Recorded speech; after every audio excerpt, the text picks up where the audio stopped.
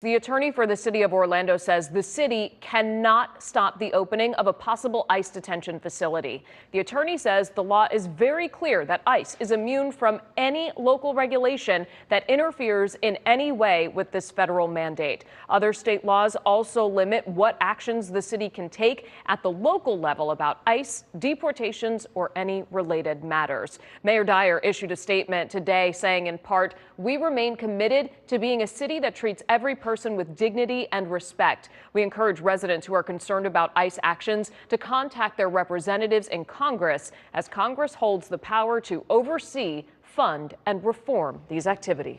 The letter we obtained late Monday afternoon answers that question by citing the federal supremacy clause of the Constitution. The city attorney in the letter writing that clause establishes federal laws as the supreme laws of the land and override and preempt any conflicting state or local laws or regulations. In sum, she writes, quote, "We can take no action to limit or regulate any activity by the federal government in its action to enforce federal immigration law." I'm requesting to block any potential deals before they actually happen. At Monday's City Commission meeting, one person did broach ICE's interest in the warehouse. This was before we got our hands on the legal opinion. The city attorney notes in that opinion that some local leaders have suggested declaring moratoriums or using zoning ordinances to stop the use of property as ICE detention centers. However well motivated these suggestions are, she writes, the law is very clear.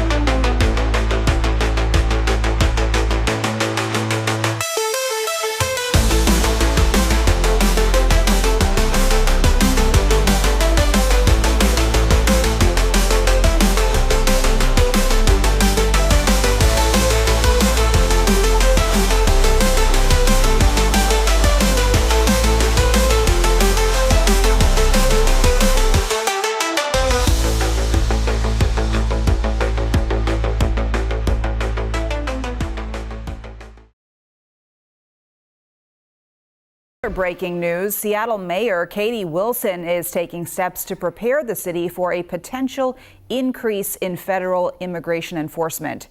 Wilson announced this afternoon she will sign an executive order that will prohibit ICE and other federal immigration officials from using city-owned property for enforcement activities.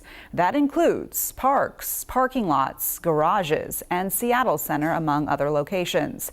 Wilson also announced other measures, including a requirement for the Seattle Police Department to, quote, investigate, verify, and document reports of ICE activity. We have a number of tools here in New York City, and whether those tools are the utilization of the courts, or it's the tools of the bully pulpit, or it's the tools of our own city policies, we're going to exhaust every option to protect New Yorkers. We want to do everything in our power now to ensure it never gets to that stage.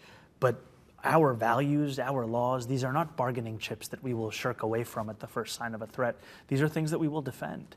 And we defend them because we're proud of them. You know, for all of this conversation around sanctuary city policies, we're talking about policies that used to be defended by Republicans and Democrats alike.